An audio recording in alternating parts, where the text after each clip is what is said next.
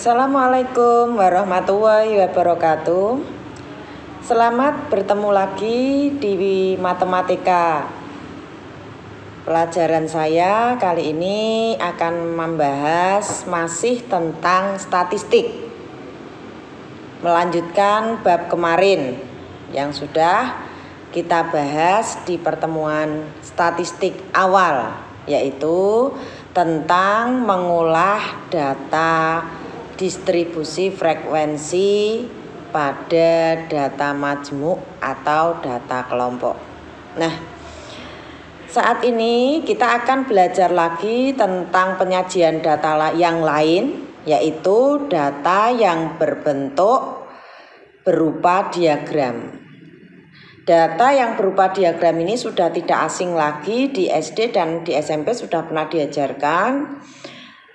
Bedanya di SD dan di SMP data yang digunakan adalah data tunggal, sehingga grafik yang dipakai ada berupa diagram lingkaran, diagram garis, dan diagram batang.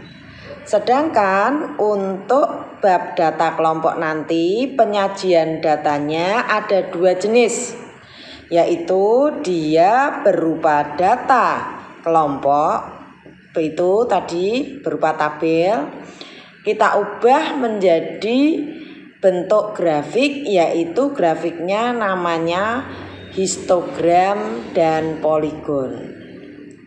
Histogram ini bentuknya hampir sama dengan diagram batang, tetapi bedanya pada histogram nanti tidak terdapat jarak antara satu balok dengan balok yang lain, balok diagram maksudnya. Begitupun poligon. Kalau diagram garis itu kita ambil tengah-tengah dari diagram batang, poligon ini kita ambil tengah-tengah dari masing-masing histogram. Berikut materi tentang menyajikan data dalam bentuk histogram dan poligon. Ya, inilah materi yang akan kita bahas. Kita akan langsung masuk ke contoh soal, yaitu bagaimana membuat histogram dan poligon frekuensi dari data kelompok. Pada pertemuan lalu kita sudah belajar bagaimana untuk membuat data kelompok.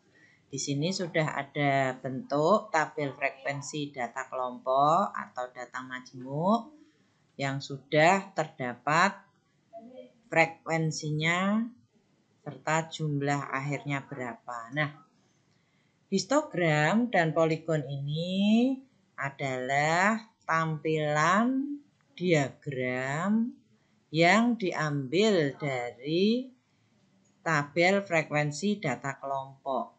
Ini yang saya katakan di pengantar tadi, bedanya dengan diagram garis dan diagram batang.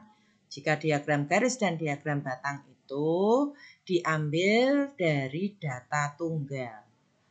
Sedangkan untuk histogram dan poligon diambil pada data kelompok atau data majmuk. Nah, bagaimana langkah-langkah dalam membuat histogram dan poligon?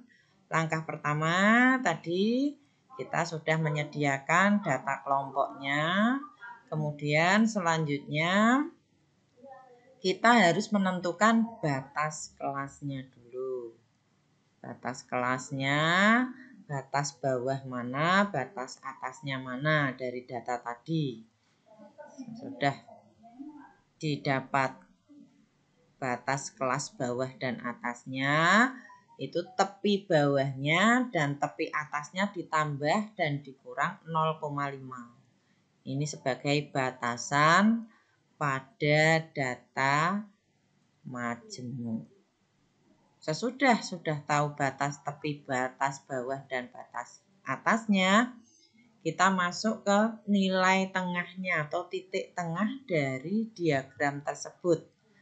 Untuk mencari titik tengah, caranya adalah batas atas dikurangi batas bawah dibagi 2. Maka dari data tadi didapat titik tengahnya adalah ini tadi. Titik tengahnya mulai 57, 62, 67, 72, 77 dan seterusnya.